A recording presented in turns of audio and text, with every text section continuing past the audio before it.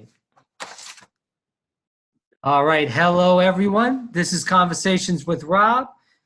Please like and subscribe our videos on YouTube. And if you know that we're on YouTube, then you definitely have listened to us on the radio. So thank you for that for the viewers. I have a special guest on, Kat Parenti. Is that how you say your last name? Yes, Rob. Okay, so Kat Parenti, and she wrote a book. It's a memoir from Brooklyn to Afghanistan. So I thought that was interesting, especially since we've been in Afghanistan since 2001. So that's been quite a long time. And that was, I'm 29 years old. So it's been pretty much half of my life where we've been in Afghanistan. So it's crazy. And Kat, you know Afghanistan pretty well, so that's what the viewers are excited to hear about. So thanks so much for coming on and being a part of the program today. Thank you, Rob. All right, so let's get into the thick of things here and tell the viewers a little bit about you and why you wanted to write a book about Afghanistan. Well, I always wanted to go there since I was a very young child, and I finally got the opportunity to go there, and I fell madly in love with the people and the culture. Before I did that, I studied Russian in Fordham University, the economics, literature, language, etc., taught by native Russian speakers who obviously escaped from the Soviet Union to be able to do that. And I've always been interested in Russia and the areas around Russia. So I finally went to Afghanistan and I saw all the beautiful handicrafts these people had. And I thought, gee, I bet nobody in New York has ever seen anything like that. So I made a little handicrafts business out of it. And I sold primarily to museums and museum shops along the East Coast of the United States. I was very, very happy there, Rob. I could have lived there for the rest of my life. The people were wonderful, joyous, laughing, loving, kind, hospitable. I mean, everything you would want in a culture. It's like a good community or a good neighborhood where everyone helps one another and cares for one another. Then we got interrupted by the Soviet invasion. So, of course, I stopped handicrafts business and I went into humanitarian aid. So that's my background. Right. So let's talk about that era in the 80s when the Soviet Union came in there and tried to basically demolish Afghanistan. Now, that was a time where we were actually helping a lot of the Afghanis as a student of history. I was brought up to that speed about that. Can you talk about that? I mean, I know you said Afghanistan's a beautiful place, but in a time you were there, that was mostly a time where there was, significant war in the area. So how was that? How did you navigate through those areas where, you could have been killed, basically? Well, I did something that I never did before the Soviet invasion. I wore the chadari, which is the full veil. I know people want to call it a burqa, but it's not a burqa. A burqa is what is worn in Pakistan. The Afghans wear the chadari. So I never had to wear it when I lived in Afghanistan. I had my own house. I had my goods. I had friends, many Afghan friends. And I never had to wear a chadari. Neither did my Afghan friends. This was all imposed after the Soviet invasion. And it really did very, very well because the women could actively fight against the Soviets and their communist regime by wearing the chadari. They would plant bombs under Soviet cars. They would disrupt protests and things like that. The Soviets, the communists parading. They'd have the children go out and they'd have little boxes of bees and wasps and they'd shake them up and they'd release them and run like heck and disrupt the communist parade. So that's what I did. I wore the chadari. I climbed the mountains of the Hindu Kush, which is between Afghanistan and Pakistan, and I delivered humanitarian aid to the liberated areas of Afghanistan with the Mujahideen. Now, that area is very mountainous. How how was it to climb all those mountains with, you know, in a strange country that, you know, you didn't know at first?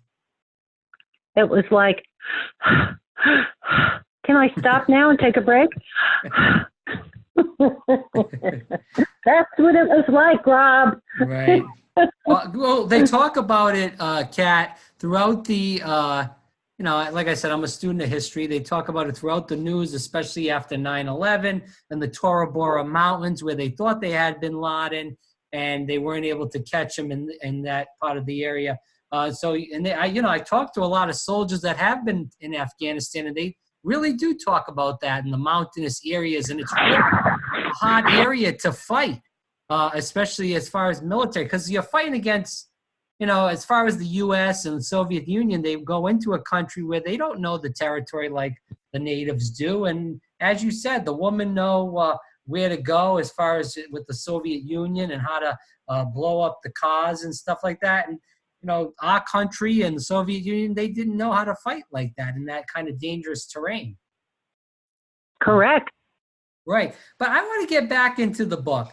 So, you know, why did you write the book? I know you talked about the crafts and stuff like that, but what made you want to write the book about Brooklyn and going to Afghanistan?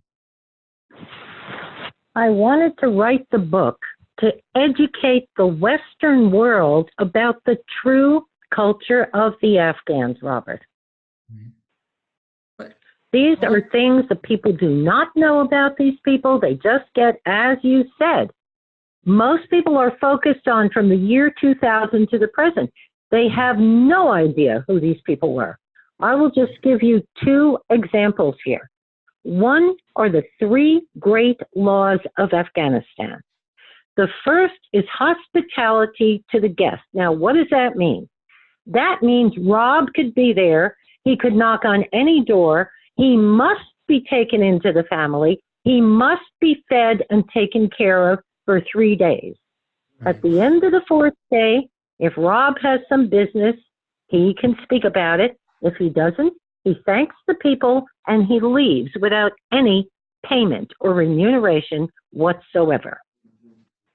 So do you believe that, Kat, that the media, you know, all the mainstream media really just paints a picture of Afghanistan, the Afghanistani people as just terrorists? We look at, you know, what our politicians say about Afghanistan, that we should just drop a bomb and nuke it. It's all desert. They say a lot of, I won't even say the words because they're not necessary, you know, Right. really perverted words about the Afghani people. This is just, I feel like a mainstream media talking point. Do you agree with that then? Absolutely. Right. Let me continue with this. You're totally on point there, Rob. Mm-hmm. Let me continue with this. The second law is protection. Again, Rob could go and knock on any door and ask for protection and must be given it, even if Rob just killed this person's uncle, brother, or grandmother.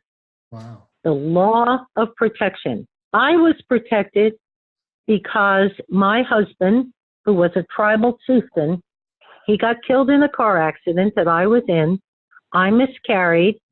And the law in that particular area, not all over, was that the wife of a chief, if the chief dies, she must remain in the women's quarters for the rest of her life, never to remarry. Right. So I was taken in by another family, and they hid and protected me until I was well enough to travel. And then they put me on a bus through the Khyber Pass that separates Afghanistan from Pakistan and sent me back into Afghanistan. Okay. So we hear a lot about Afghanistan. There's a lot of tribes. It's a real tribal country. So that's basically what you're talking about there with the what happened with you then? It was like a tribe that took you in? Correct. There were two tribes, the tribe of my husband and the tribe that took me in. Okay. Now, if my husband's people had found out that this tribe took me in, they had every right to come and claim me with just talking and saying, hey, this is our right, and the other guys respect it, or having a big fight. But that wasn't necessary because I was able to get out of there. Again, I wore the chadari on the bus. The third law is revenge. Revenge is taken for stealing and rape. Now, revenge usually takes the part of money payments. It's not like Saudi Arabia where they cut off your hand. They only do that to repeat offenders. So if Rob steals 3 times or Kat steals 3 times or 4 times, then they would invoke a harsh penalty. Otherwise, it's usually just a payment. Oh, Kat stole a sheep from Rob's family. Kat's family has to return the sheep to Rob's family. It's stuff like that.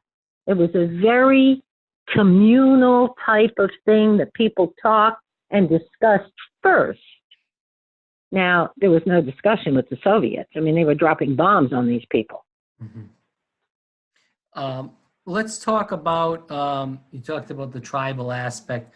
I want to talk more about the traditions. What are more the Afghani traditions? Because, like, as you said, and I'm ignorant to this too, not knowing a lot about Afghanistan, just knowing a lot of the stuff that, you hear in the mainstream media or from reporters in general. What were some of the Afghani traditions that you kind of learned while you were there for a significant amount of time?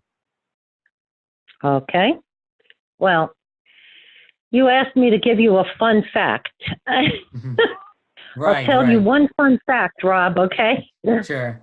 When I was with a family and the women decided to, this is when I had climbed the mountains. I got into the liberated areas, Afghanistan with the Mujahideen. I was delivering vegetable seeds for crop planting because these people hadn't had veggies for 12 years because of the war. And the women decided they were going to give me a massage. So they massaged my hands, massaged my feet, massaged my back. And then they said to me, you're not wearing a bra. Because, it was wintertime. I had a bunch of sweaters and things on. So they said, you're not, and they massage through your clothes. So I'm not lying on a table getting a massage, okay? So they said, you're not wearing a bra. I said, no, I'm not. And you know what they did, Rob?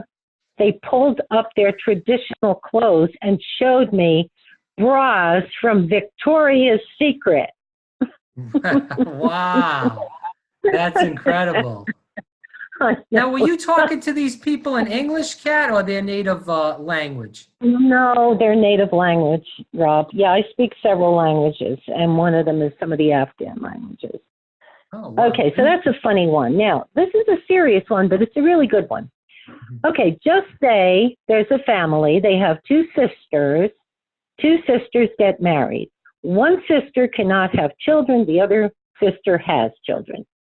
So the sister that has children, she gives one of her sons to her sister to raise so that boy can care for that woman and the woman's husband in their old age. They will have someone to care and protect.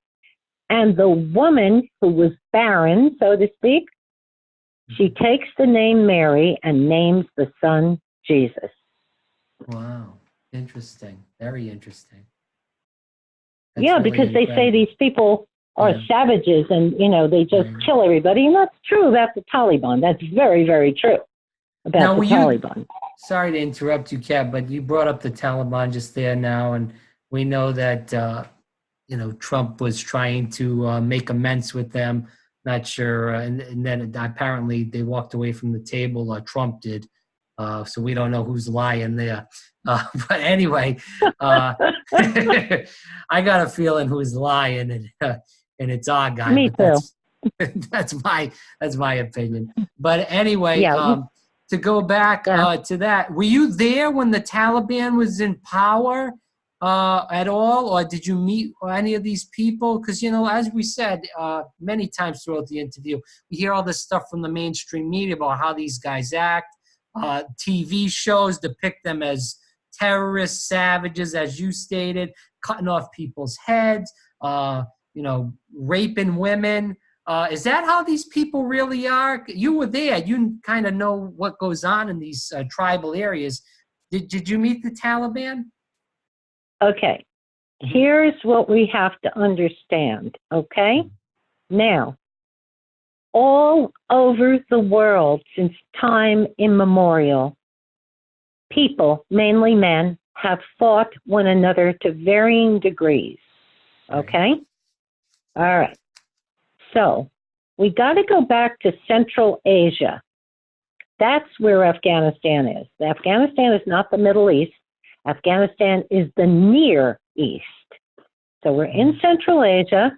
You've got Afghanistan, Iran, and you have all of the stands. Tajik, Kyrgyz, Kazakh, Uzbek. These are the stands in Central Asia. You got to go back there in the 17th century, 16th century, and what was going on there? What was going on there was, at the time, it was called Russia, as it is today. So Russia was busy conquering these areas because they wanted the pipeline. Well, there were no pipelines at the time, but they wanted the oil, the gas, the minerals, et cetera, et cetera, et cetera. So what they did is they took these people and created these stands and said, okay, we know your tribes, so this tribe's going to live here and call it Uzbekistan, and this tribe's going to live there and call it Tajikistan. Now, then the Soviets came in. The Soviets appointed local people as the rulers of the stands, okay? So you had all these people there, great, wonderful. However, the people that were appointed were just as repressive as the Soviets. And they were particularly repressive in economic sense. These people couldn't progress, they couldn't make a living, they couldn't do anything. And religious, they didn't want a religion, whether it was Islam, Catholicism, Judaism, or whatever. Of course it was Islam, you know it and I know it. This, Rob, was the beginning of the madrasas. The madrasas were where the Taliban were trained, and I'm going to get to how these people got to be the Taliban. Okay, so the madrasas sprung up, and everything went underground, Rob. So their religions were being able to be carried out underground. The Sufis, who were Islamic mystics, and previously they were dancing in ecstasy, promoting love and peace and all that good stuff, they turned into political activists. And as the frustration grew, so did the violence. That is the beginning of the jihadist movements way back when. Okay, today, yes, the Soviet Union doesn't exist. Yes, the so-called stands are free, but you still have the same repressive people in there that are not allowing political discussion, economic growth, education. So, I mean, you've got the same situation, and that's why it boiled over. All right, now how did the Afghans become the Taliban? Some of them, not all of them. So when I interviewed the commanders of the 7 groups, I said to them, you know, how are you going to handle this now that the Soviets are going to pull out? What's the story going to be? What are you going to do? And they said, we are going to educate our children that have not had education for about 15 years, and we are going to educate them, and then we are going to have them go into the Soviet Union and liberate the stands, which were part of Afghanistan, Rob. Okay. So they started these madrasas. They were boarding schools. So the kid at age 4, 5, 6, whatever, he would go there, and he'd come home every other year maybe, and he was educated in reading, writing, arithmetic, and Quran. Okay, fine. Not fine. Here's what happened. These madrasas were run by old mullahs. And these mullahs were beyond conservative, okay? They were worse than Saudi Arabia in religious conservatism. However, they seemed to think it was okay to rape kids. So these young boys were all sexually abused, physically abused, just like the Soviet Spetsnaz troops, who, again, many people don't know anything about. This was a group of men that was taken from their moms at birth, put in state orphanages, given every possible comfort you could imagine, except one thing: no love, no affection. You do this to a kid, anywhere in the world, no love and affection, but you have all the comforts. What are you going to get? You're going to get a soulless robot. So then, when the child, I'm talking Soviet now, when the boys were 4 and 5 years old, they each were given either a puppy or a kitten to bond with. And as soon as that child bonded, they were trained to torture and kill that animal. Now, you take a kid, I don't care what age, even 10, and you have a torture and kill an animal. What kind of a man is that going to be? A soulless robot. So the Taliban were the Afghan answer to the Soviet Spetsnaz troops who came into Afghanistan and did all these hideous things, disemboweling pregnant women, throwing animals from the helicopters, chopping off animals' limbs and leaving them alive, all this horrible, horrible stuff, burning people en masse in tunnels. These were the water tunnels. I mean, they did everything as hideous as you could possibly imagine because they were soulless robots.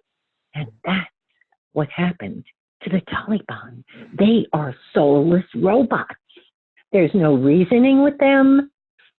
I mean, that's the way they are. So, as far as somebody making peace with the Taliban, my personal attitude is that is what the Jews tried to do in World War II when Hitler came in. They tried to make peace with Hitler and appeased Hitler. And what did he do? He ate up half of Europe and tortured and killed everybody. So I don't know how this is going to go down. I really don't.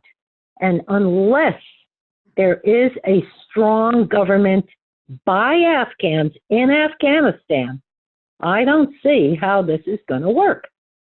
Now, the other side of the coin, the Taliban are Afghans. They can't be rounded up and thrown out of the country. They're Afghans. So there has to be some way to integrate these people so that everybody can live in peace. And I don't envy whoever is going to undertake that. So let me throw, let's kick this around rather, basically on what you said.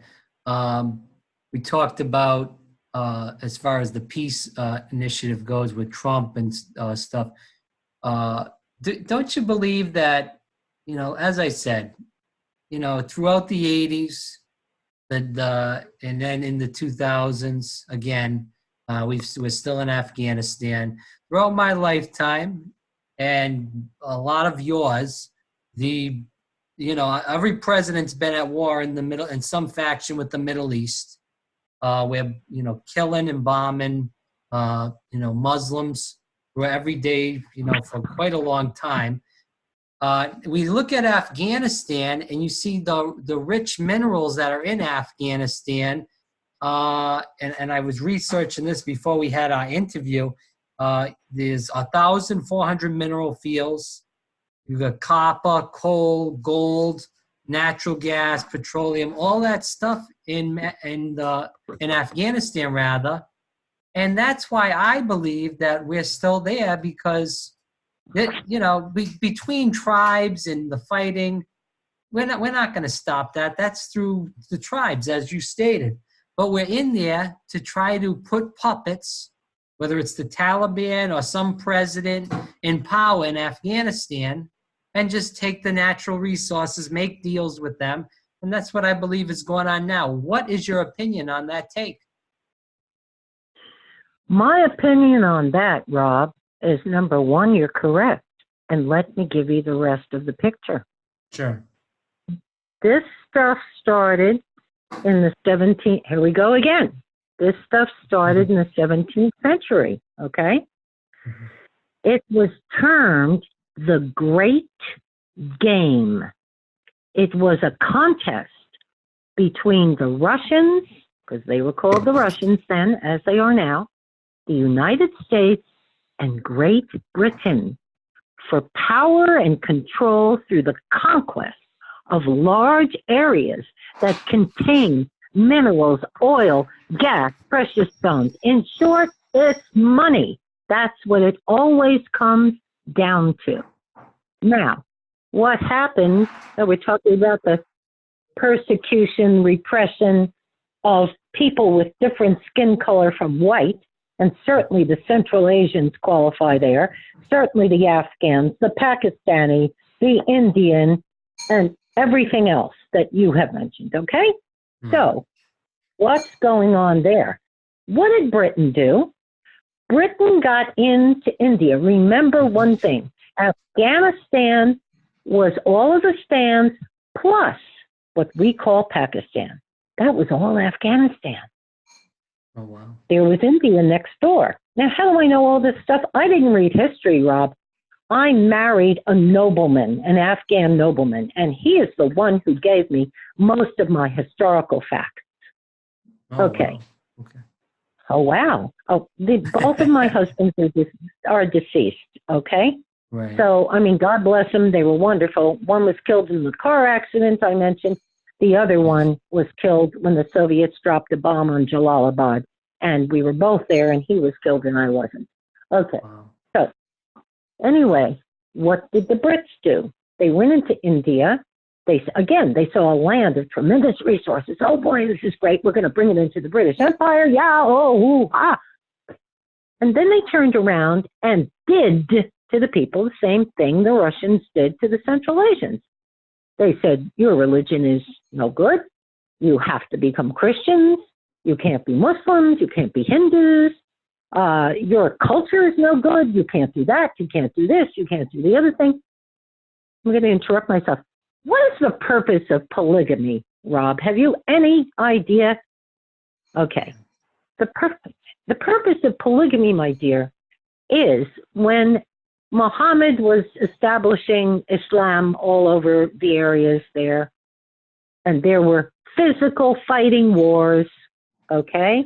Okay. And men were killed. In the true Quran, Rob, it says never lay a hand on a man, on a woman or a child. Never. Men can fight and kill each other, but never touch a woman or a child. Now, is that what the Taliban are doing? No. Okay. So, back to reality. So what happened is, when the Brits did that to these people, the Muslims and the Hindus of India started killing and fighting each other. You know, your religion's no good, my religion's da-da-da-da-da-da-da-da. What did Britain do? It got a map, and it drew a line. The line is called the Durand Line and still exists today. It separates then Afghanistan from India. So what did they do in that little space there? They created something called Pakistan. And that is where the Muslims went. And the majority of the Hindus remained in India. The majority of the Muslims remained in Pakistan. And Afghanistan was cut off from Pakistan and also cut off from Tajik, Kyrgyz, Kazakh, all those stands up there. Right. So, again, same story. Okay. Go ahead. Oh, sorry. No, I was just going to say, so basically, as we stated earlier on, as you said, it's basically Western imperialism that, went over to, the Far East and the Middle East too. And we started wars, started enslaving people, started stealing all their natural resources. And then we can't understand why people want to kill Americans and hate us. Correct? Yep. You got it. I just wanted you to state it because you've been over there and you know the story. Yeah, and as I said before all this nonsense, there was nothing like this. The people were so wonderful, so warm, so loving, so welcoming, Right. and they're just really incredibly good people. I want to bring up another thing, Okay, so the purpose of polygamy was to take the women and children that were left over after the fighting stopped and bring them into the so-called new community. Let's just call it the new community, so they could be cared for and the children could be raised. That was the true purpose of polygamy. And in Afghanistan, polygamy only existed among the merchant class, which you and I would call the middle class. The upper class were like you and I. They didn't bail. They wore Western clothes. They listened to Western music. They drove cars. They did all that good stuff. The middle class was the merchant class. And these people practiced polygamy if they could afford it, because you have to so-called pay, not so-called, you have to pay the bride price. Everybody thinks that I've been interviewed by that the people of Afghanistan sell their daughters in marriage. This is wrong, Rob. Okay. The reason that this is done is this is the way the girl provides Social Security for her mom and dad, because she was an economic producing member of her family. So now they're going to lose that because she's going to go and live with her husband's people. So that is what the bride price is for. It's not selling their daughter. It's their daughter providing money for her parents in their old age. Well, thank you for clearing that up, because I know a lot of, as you said, most people don't know that. And thank you for clearing it up for the listeners too, because they're learning a lot throughout this interview. I have a couple more questions left, but I want to go into this. This is more so on the Middle East in general, and just to get your opinion, because you've traveled a lot. We talked a little bit about 9/11. As far as that goes, we saw 16 out of the 19 hijackers were for Saudi Arabia. They were indoctrinated in the madrasas, which you had spoke about earlier on in the interview, to hate Americans. They came over to the West in Germany and in the U.S. and did surveillance trips, and then they did the damage. Why do I know we attacked Afghanistan because Osama bin Laden was there, but my question to you is, as being in Afghanistan quite a few times, why do you believe that the U.S. is so fixated on Afghanistan in that attack, more so than Saudi Arabia, whereas we just stated 16 of the 19 hijackers were brought up in those madrasas, those killing schools, and we didn't do anything to them. We give them tons of money. We give them military protection. They're fighting a war in Yemen, and we're helping them. So why do you believe that we're not, more aggressive on Saudi? They just killed a journalist. They just killed an American journalist, the Saudis did. And we didn't do any kind of precautions against them, didn't do take away any aid, no military action, no anything. As a person, like I said, knows the area, what do you think about, Saudi Arabia in just your perspective? Okay, so the first thing that people have to understand is that the Islam practiced by Saudi Arabia and other countries too is one of the most repressive, cruel aspects.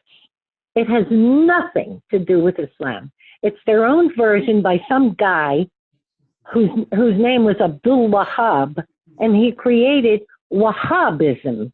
Yes. Wahhabism is a very narrow interpretation, so narrow I don't even think it exists, but they made it up. It's a very narrow interpretation of Islam. where it just goes against everything Muhammad said. Muhammad said, let no one be hurt by the tongue or the hand. Now, does that sound like a terrorist? Of course not. Christ himself, Muhammad, Moses, these people would be turning in their graves if they saw what was being practiced on the face of the earth today. Okay, be that as it may. The Saudis were Wahhabis, are Wahhabis. Before we went in to help the Mujahideen when the Soviets were bombing Afghanistan, right, the Arabs rushed in there, Rob, and helped them and gave them weapons and helped them to fight the Soviets.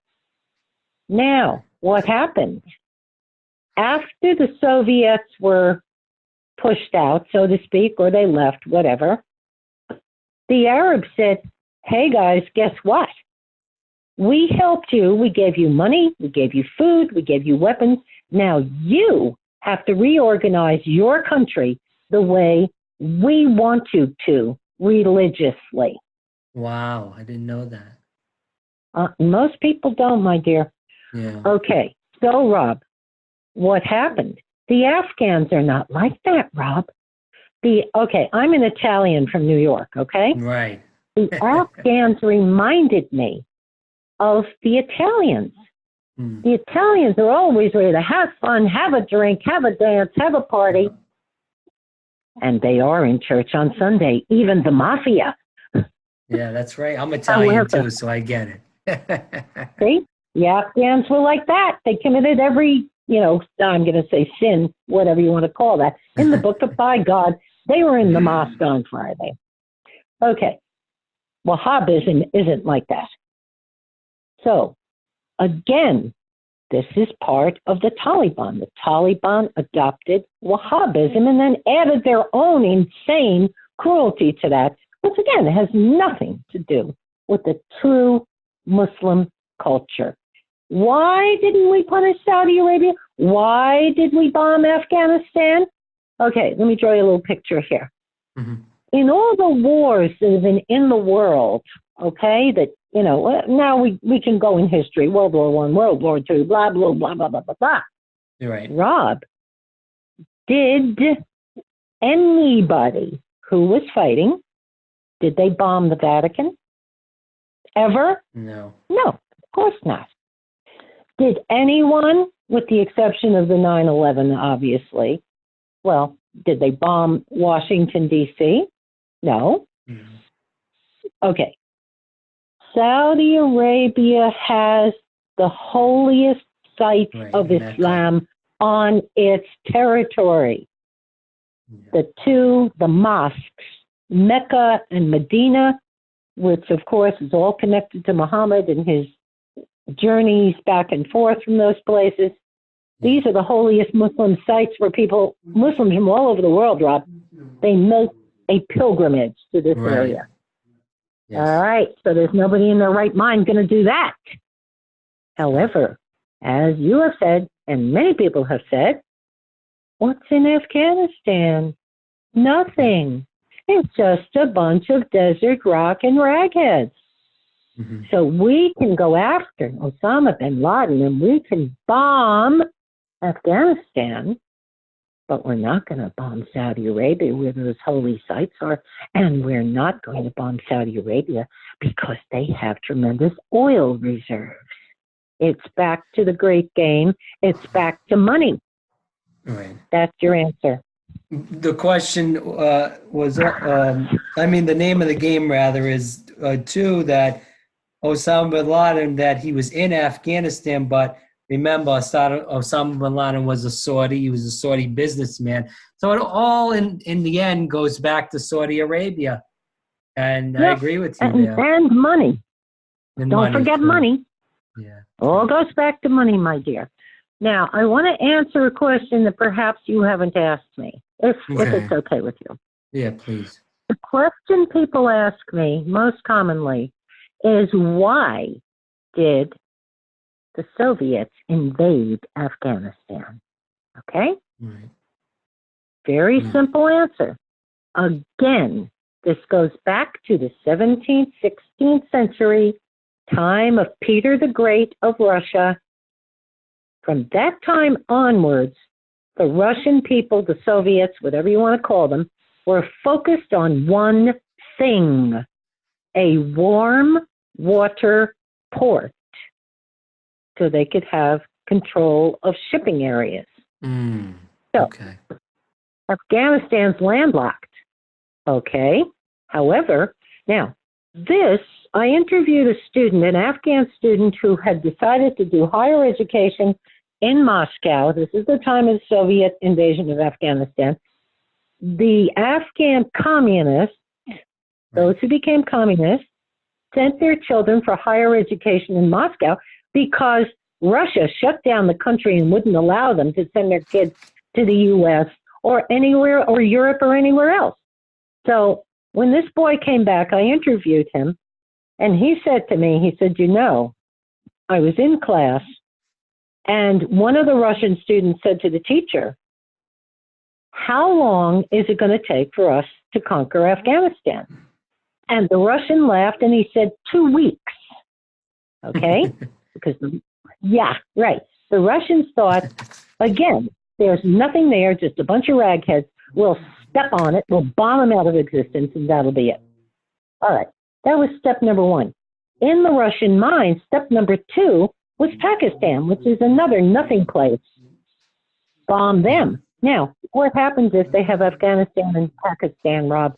They have the Indian Ocean. Yeah. That is the warm water port, and India was very friendly to the Soviets. No, I didn't know that either. Wow. So I thank you. Like I said, I thank you again for bringing out all this information, because this is why we interview people. We don't get this kind of in-depth knowledge. People say, "Oh, why are your interviews so long? Why, I'm not going to watch 20 or 30 or 40 minutes." Well, they don't want to learn anything. They want to just hear the 7-minute clip on CNN or MSNBC. That's just a military-industrial talking point. We don't do that here. But I thank you for telling me that. 2 more quick questions.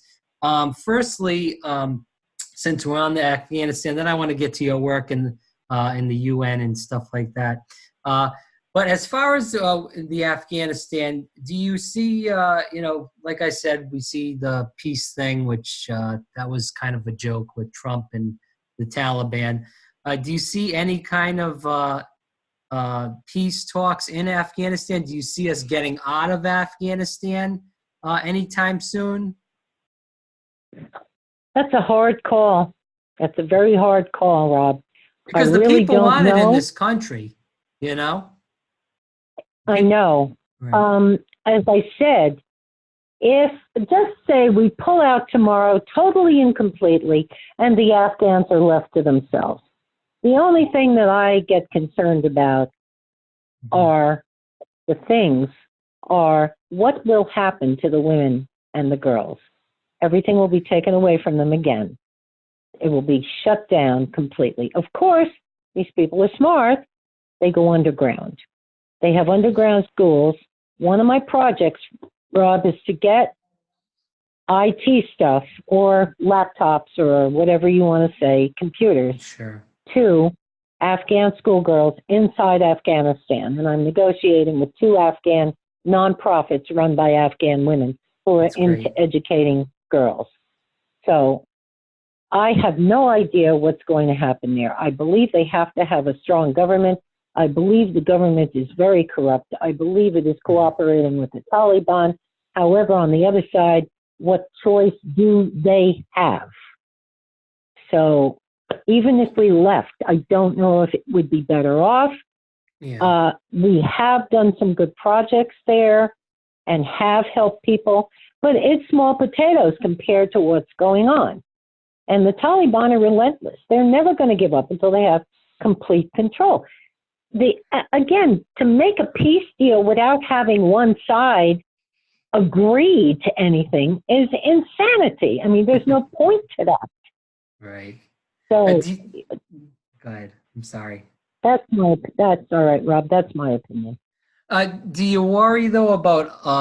I mean, we saw what happened with the Libya. That was in my mind, that was a mistake. We went in there, got rid of Gaddafi. He was a bad guy, but at least he had some sort of control in the country. Took him out, put in Right. another figurehead. Then Yep. ISIS starts. There's slavery for people in that country, which Libya was a very well-off country. It was a stable country.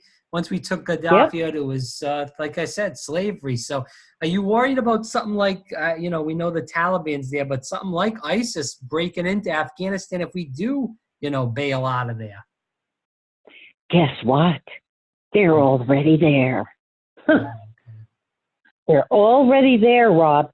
Remember, never mind remember, the Soviets had coined a term, sleeper cells. What do they mean by that? They meant that they could train Rob in their own way what to do, what havoc Rob could wreak, what violence Rob could commit, and then have Rob go and live in, I don't know, Germany, New York, France, whatever. And then when the time is right, according to the Soviets, they would contact Rob in a very innocuous way. And Rob would either become a suicide bomber and blow himself up, or he'd go ballistic and start killing everybody around him. Right. The ISIS is already there. Al-Qaeda is there. Taliban is there. And probably anybody else who wants to join in is also there. They're just waiting for the right moment. And this is true of exactly what you said about Libya. How about Iraq? Iraq, that was another dictatorship, just like the Central Asians I was talking about. And we decided we had to take this guy out, and we did. And look at the mess in Iraq. Agreed. 100%. Yeah, I agree. I totally agree with you. Just two more questions. I really appreciate this time. Like I said, this is extremely informative and stuff that, me and the listeners and I, have not even thought about, or even we don't even know about. My thing is, how do we fix these problems? I know, a lot of presidential candidates are running on, we need to end these wars. We need to get out of here. We also see, on the right side, we see Trump saying he just killed one of the most popular generals in Iran. And that looks bad. That could be a war starter. Which is extremely scary. How do we correct this problem? Do you see a presidential candidate or somebody on any side of the aisle that's even talking about these issues that you're talking about, as far as in Afghanistan or in the Middle East in general, to stop killing people, because that's the things that creates terrorists? Even in this country, not so much terrorists, but people commit crimes for money. Because they don't have a good job. How do we, get rid of this problem? And also, do you see any candidates running for office that, you like what they're saying as far as the Middle East? I'm really not a political person. That's fair. Maybe I am, but I don't even know it. I just look at everybody. I hate to get into this. All right. I look at everybody, whether they're a Republican, whether they're a Democrat, and nobody really has a viable platform, Rob, that can actually help us as Americans and help people overseas. The work being done in different countries is largely being done by nonprofit organizations or even for-profit organizations. But to me, it's got to be a cooperative thing, an exchange thing. Okay, you've got bread, I've got butter. Let's join together and have bread and butter, so to speak. And I don't see any platforms that express this kind of attitude. It's all on the bandwagon. Either we got to get out or we got to send more troops. And I think that both of these things are a dead end, Rob. Okay. But you do agree that we need a candidate or a person in the presidential office that is not going to start these useless, stupid wars, as we talked about in Afghanistan, Iraq, Libya, and Yep. help. Yeah, so that's we do need a candidate, whatever side it is, that's not going to do. Yeah. That's not owned by the military-industrial complex, to be honest. And I don't see one. That's what I'm trying to tell you. Fair. I don't see one. Okay, Kat, last question. Before you can tell us where we can get the book, because I love to hear more about your story in Afghanistan. You're involved in the United Nations Muslim Women Association, the Afghan Royal Women Association, Pakistani Writers Club, and you've talked about what you're trying to do was working with a nonprofit. Why are you involved in all these causes, excuse me, and how can we, really help a lot of these, kids to make sure that they, turn out correctly because of all the poverty in these countries? There's lack of natural resources, water, food, because of all the war. And you worry about a lot of these kids growing up in these countries hating the U.S. because of basically what we've done to these countries in the Middle East. So, can you talk about, how you want to create change by being involved in those organizations? Yeah, I was involved with those organizations. I did presentations to them and for them. And what I've always done is to bring out the true heart of the Muslim culture. So my gift to them was to write books. This is my 4th and 5th book on Afghanistan. It's a 2-volume set. It's called Afghanistan, a memoir from Brooklyn to Kabul. And it's on Amazon.com. If you put my name in, Kat Parenti and Afghanistan, you should be able to bring it up. So that is my mission, my motive, to promote goodwill, so to speak, to educate Western society as to who these people were and still largely to an extent are. Not what we see, as you said, in the media. So, yes, please buy my books because I give a percentage toward educating the Afghan schoolgirls inside Afghanistan through 2 nonprofits run by women inside Afghanistan devoted to girls' education. So that would be a good way that people could get involved, read the book, share the books, talk about the books, and this will help. Well, Kat, thanks so much for coming on, and we need more people like you to tell the truth. Like I said, there's so much sensationalism in the media, made-up stories, trying to get ratings, where a lot of people like you should be on telling the true story about what has happened in Afghanistan and how to fix it, whereas they have all these military guys on there that are just, as I said, working for the military-industrial complex still, even if they're retired. And they just want to get the money, as we talked about throughout this interview. So I really do appreciate you coming on, and I hope the listeners really learned something, because these are stories that do need to be told on the air all over the country.